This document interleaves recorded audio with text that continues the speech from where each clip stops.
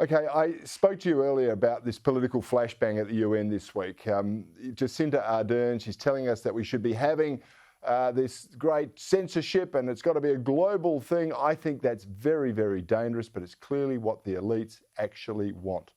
Now, to have a chat about this, I'm delighted to say that a gentleman by the name of Peter Kurti from the Centre of Independent Studies is joining me now. Peter, thank you so much for your time. I'm sorry we had some technical hitches before.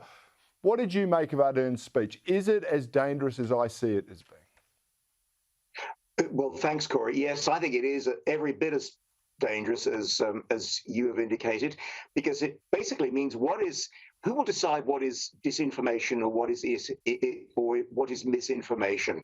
And the answer is there is to be one standard of truth, and that standard will be the one determined by Jacinda Ardern, whether it's war or climate change or human rights or COVID-19 restrictions. Only going to be one acceptable point of view, and any other point of view amounts to dissent. What alarms me so much about this, Peter, is if this was coming out of North Korea, if it was coming out of China, if it was coming out of Russia, we could maybe understand it, right? They're totalitarian regimes. This is coming from one of the Five Eyes Western nations. It's seemingly backed up by some in the UK, in Canada. I'm sure there's plenty of people in our parliament here who'd like to see it happen, and America as well. This is a war on Western democracies, as I see it. It's a war on freedom. You're absolutely right, because what we see here, cloaked in the seemingly reasonable language of compassion and safety, is that there is only one narrative. There is only one version of the truth. And you're right, that is a totalitarian. That's a totalitarian state of affairs.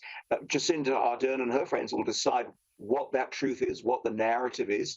And if we disagree, if you or I disagree, we're going to be accused of using words as weapons of war. So that's a threat if nothing else is. Yeah, it certainly was, because it conjures up a whole host of terrible images.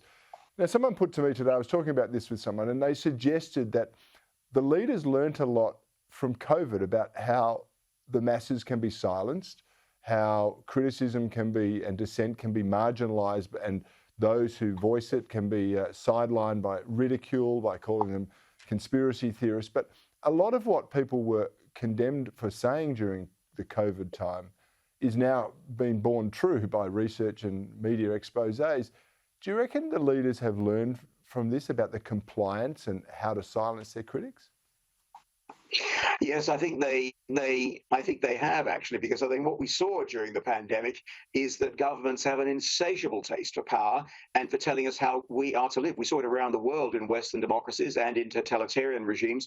We saw it in Australia, where the supposedly easygoing approach to life that is characteristic of Australian life was really put under a great deal of threat by authoritarian governments that had a taste for power and then wanted to use it.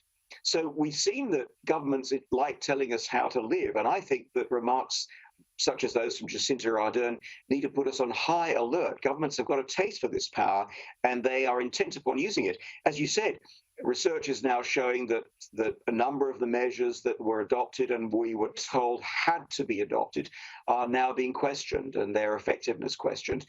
Governments are not going to like that, because they will not want to relinquish the power that they have. We do need to be on high alert, I think, because the liberal virtue of tolerance is in grave danger of being extinguished. Jacinda Ardern tells us how much she values free speech, but we know what she means by free speech. She means doing what she wants and subscribing to her version of the truth. The freedom of speech, as you and I understand it, Cory, is under threat as never before. That's exactly right, and that's why we have to have our politicians and our media speaking up against it. Peter Kurti, thank you very much for your insights today, and I hope you'll join me again on Bernardi very, very soon.